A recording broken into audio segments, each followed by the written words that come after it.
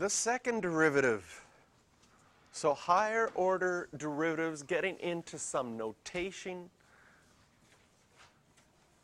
We've got f double prime of x, y double prime, and then Leibniz notation, d2y by dx squared, which is really kind of confusing where they put things. A little bit of notation history of where the Leibniz notation comes from. Do you remember when we wrote notation like this? Take the derivative of this. That's Leibniz notation for take the derivative of this. If you would do that twice, on the top, the d would happen twice. That's why the squared is more with the d. Okay? And technically, it would be better if the dx was in brackets, because it's the dx all squared, although it looks like just the x is squared. But here we just have mathematician laziness factor that the brackets just don't look nice, so they decided let's just put dx squared. Yeah. So a little bit of where that might come from and why that notation is that way. Mr. LaFrance and I were talking yesterday about this being Leibniz notation, the other ones being Newton's notation, but actually Newton didn't use dashes, he used dots. And the dashes came later, so it's not really Newton's notation. But historically, I think another mathematician by the name of Lagrange introduced the dashes. So now, for the second derivative, it's really nothing new. It's like just do the derivative again. Do the derivative first, get your answer, and then do the derivative again, and you get your second derivative. So if we have something simple like this and it says find the second derivative given f of x is x cubed minus 5 over x. Well, could we do our first derivative? Yes, this is a relatively straightforward one for a first derivative. Maybe you would take some time to write that x as x to the minus 1 first. But you could probably do that in your head and bring the minus 1 in front and subtract 1 and get that. And then we just do our derivative again for our second derivative. And if you wanted to, you could keep going.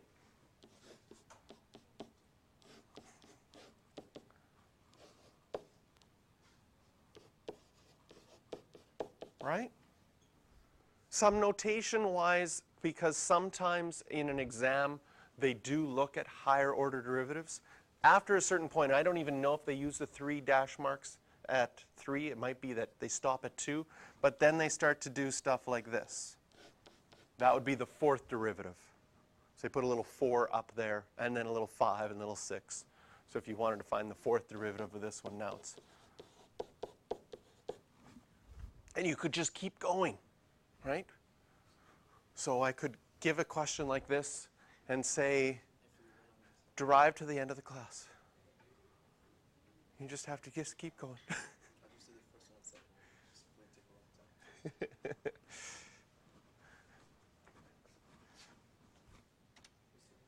Mm-hmm. Is there a shortcut? Well, sometimes, right? Sometimes you might see a pattern, right? What do we have here? What do we have here? What do we have here? Right? If I wanted, so this, and this is sometimes what an exam will do. Can you find a pattern? What is the nth one going to be? Right? So what do I notice? Right? It's going to be switches after 4. Okay, this is kind of fun. After 4, the first term is gone and it's not ever coming back. So we can ignore that first term. right? If I did one more f of 5, we're going to get positive 600, 700, right? No, 600, sorry. 600 x to the negative 6. So can we say that there's going to be an x to the minus n plus 1 as the exponent? Does that feel like that would be a good pattern recognition? Okay? And what can we say about this number in front? Well, if we look at the pattern of what happened throughout, we started with 5. And then it was 5 times 2. And then it was 5 times, and then 3 times 2. And then it was 5 times, 4 times 3 times 2. And then it was 5 times 4 times 3 times 2. So how can I make that a pattern?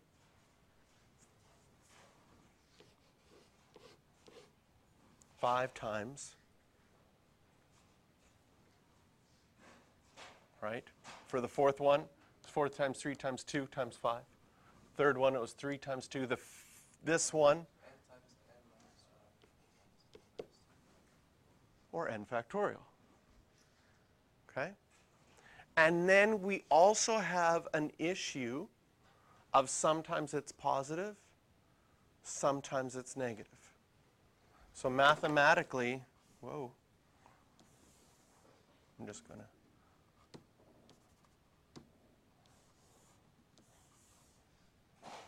There we go. Mathematically, if something switches between positive and negative, you can show that with a negative 1 to an exponent. Because if the exponent is even, it's positive. If the exponent is odd, then it's going to be negative. When do we need it to be negative? Can you see that it's negative on all the even numbered ones and positive on all the odd numbered ones? So if I just go negative 1 to the n, when it's even it will be positive. So I need to just add 1 to that to switch it. And so now we have just created the shortcut for this specific example. But is there a specific shortcut for all of them? No. Sometimes you have to, sometimes a pattern emerges, like this one, a pattern did emerge that you could find a shortcut, and sometimes it doesn't. Okay? But on an exam where they would use something like this, they would create something that would make a pattern. And sometimes the pattern that is made, factorials could be something because that's part of the curriculum. Sometimes it makes a geometric sequence or an arithmetic sequence, so you could use your formulas from that into derivatives. And that's where the exam really likes to start combining units. They're like, okay, now that we've done derivatives, how can we put geometric sequences into derivatives? How can we put logarithms into derivatives? How can we put all the units you've done into the derivatives unit? So find d2y over dx squared.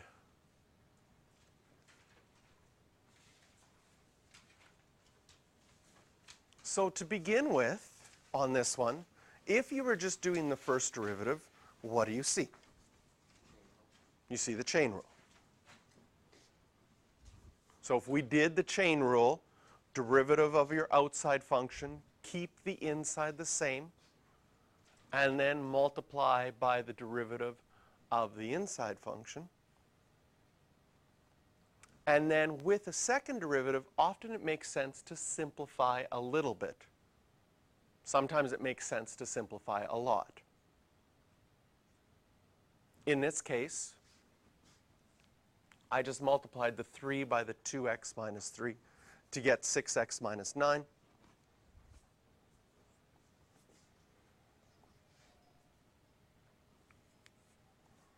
And now, what do you see for the derivative? If you were going to the derivative again, what rule would appear?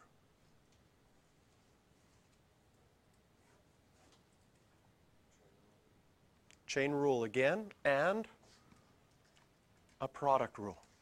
Because we have a product right here between two things. And so for your product rule, keep one the same. So I kept the 6x minus 9 the same. Derivative of the second one, which I used the chain rule, plus keep the second one the same. Derivative of the first one.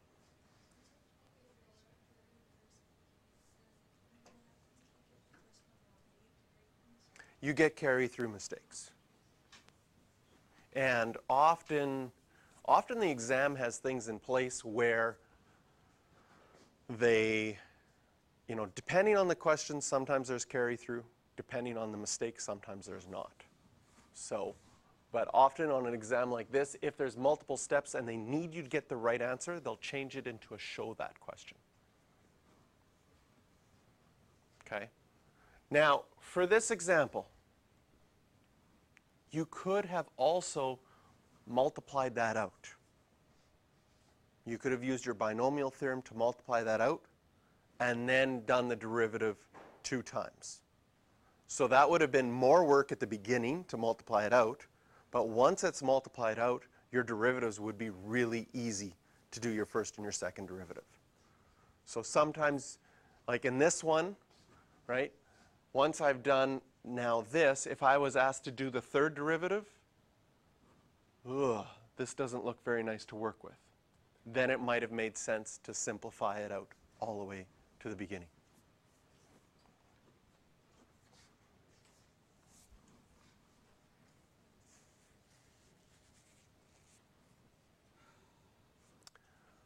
Let's see here.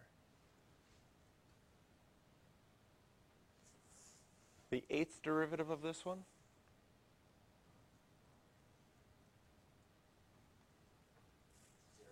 would be 0.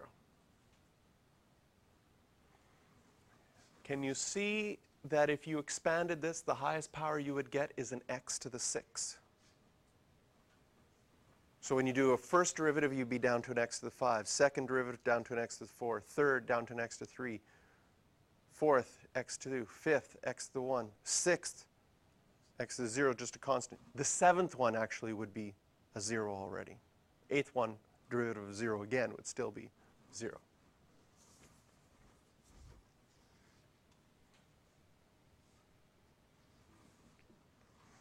So with polynomial functions, continuing to do the derivative will cause you eventually to get down to 0. But with other functions like trig functions, well, the derivative of sine is cos, and the derivative of cos is negative sine, and the derivative of negative sine would be negative cos, and the derivative of negative cos would be positive sine, and it would just keep flip-flopping back and forth.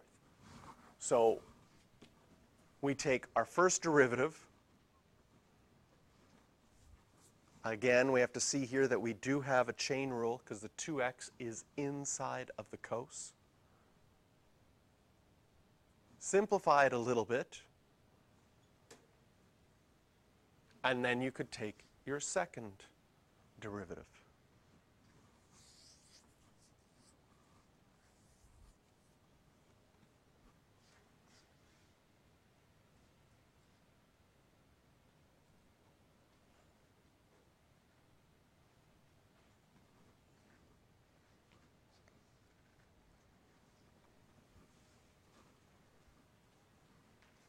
So I'd like you to try the next 3 on your own. Again, the nice thing about the second derivative is it really is just a good review of your derivative rules. We haven't really learned anything new, maybe new notation, and that's about it. Check your first one. And then you're left with 2x over x squared plus 1. Chances are you'd use quotient rule.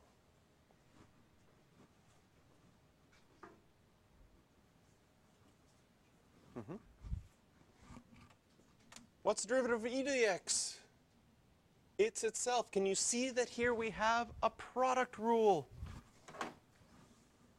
Right there, I'll put the green dot. There's an x times by another function. Two functions, both including x's. So your product rule is when you have two functions that both involve x's. So we keep one the same, derivative of the other one.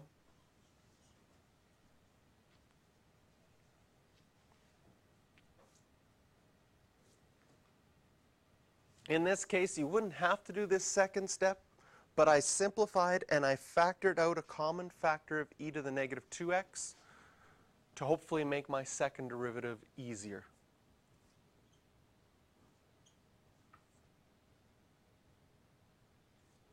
And then my second derivative, I still have the product of two functions right here.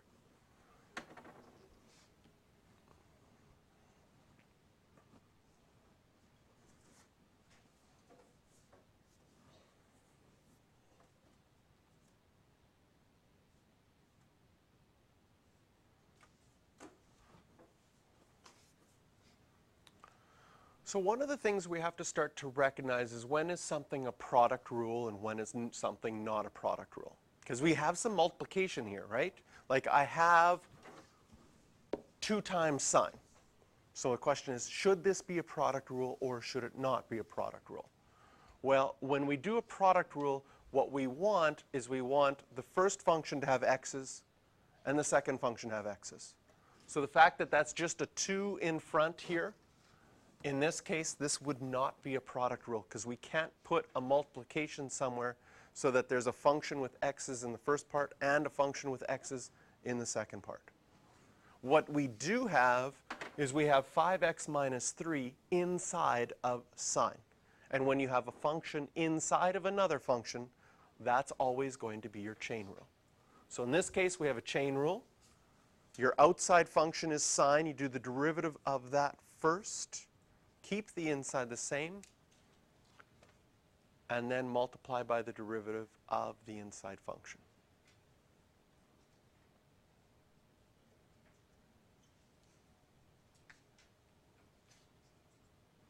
And then for your second derivative, you're going to have a chain rule again.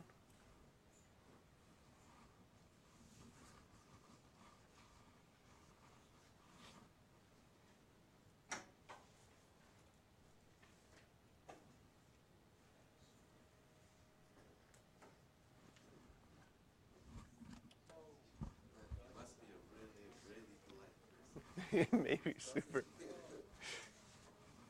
All right, here's our first derivative. So if the notation in the question, so notice in this question the notation was with Leibniz notation, then we try to show our work with Leibniz notation. Try to follow the same notation in the question that's been asked for. I don't like Leibniz. Suck it up. And then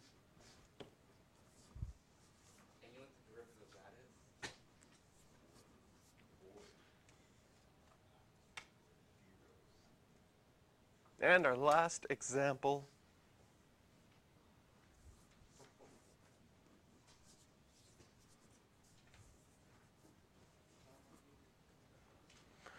So now we look at this question and it says find f double prime of 1.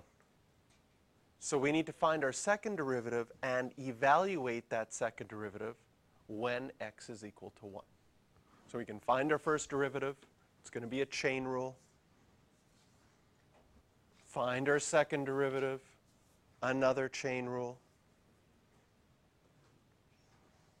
Can you see that this is one where you would just continually have chain rules? And the numbers in front just continually get multiplied by 2, which makes a geometric sequence in the front. So they might like to combine those ideas together on an exam question so you can have your geometric sequence and your derivatives combined. And then plugging in 1, you get 16e squared, which to 3 sig figs is 118. Don't forget the squigglies. But in this case, I would prefer to leave your answer exact as 16e squared. Plus the number e is much more beautiful. It is a pretty number.